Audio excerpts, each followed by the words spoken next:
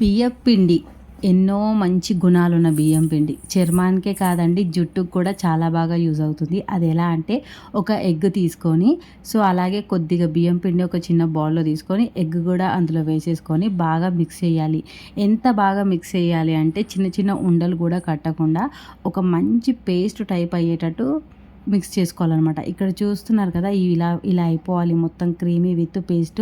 అలాగే మన క్యాల్ఫ్కి వచ్చేసి ఇలా రూట్స్ లేయర్గా తీసేసి మన ఈ బియ్యం పిండి పేస్ట్ అనేది దానికి మొత్తం అప్లై చేయాలి. దీనివల్ల ఏంటి అంటే, డాండ్రఫ్ రాకుండా ఉండడం, హెయిర్ స్ప్లిట్స్ రాకుండా ఉండడం, అలాగే హెయిర్ గ్రోత్ అవ్వడం అండ్ హెయిర్ స్మూత్నెస్ కూడా అయ్యే ఛాన్స్లు అయితే చాలా ఉంటాయి.